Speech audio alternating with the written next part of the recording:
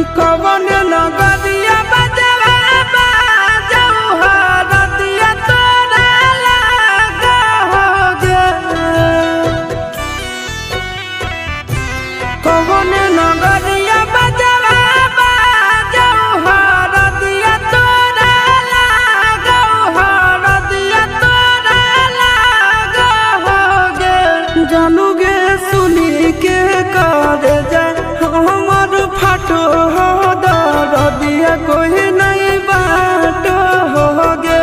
जानूगे सुनी के कर जा हमर फाटो हो दरदिया कोई नहीं बाटो होगे।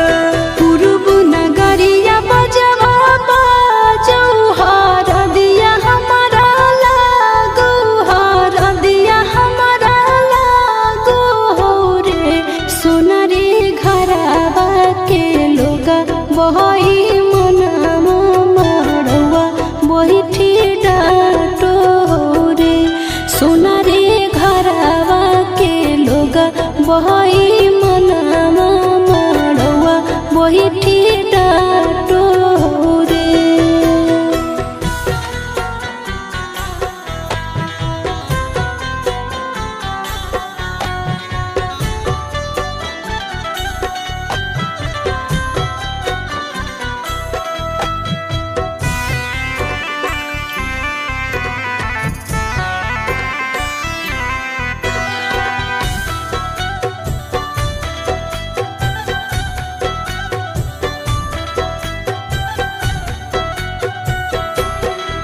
हद जखनी ढराई जैतौ तोर शंखा बनिया, हो जैतै खत्म हमर प्यार के कहानिया।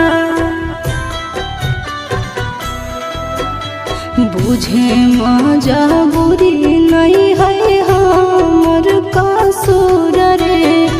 इहे शायद होते भगवान के मंजूर रे।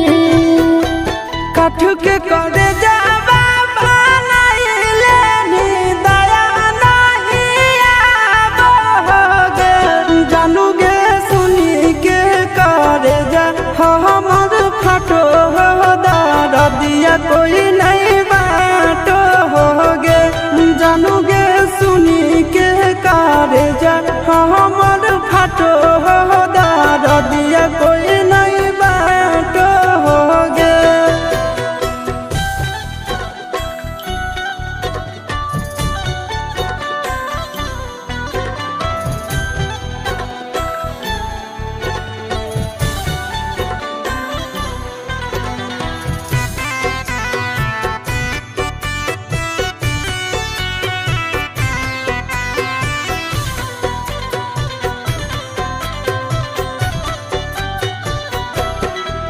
आगे तोरे नाम धड़को है दिल के धड़कनवा।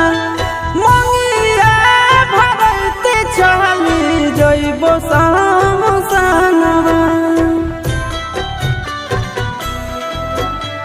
के कर दिए तो सही है किस्मत के खेला। भूल जाई है आशीष नंदन अमन बेला। तोरा बिना हमरो कुछ न भावो हो, दुख नहीं सहावो रे।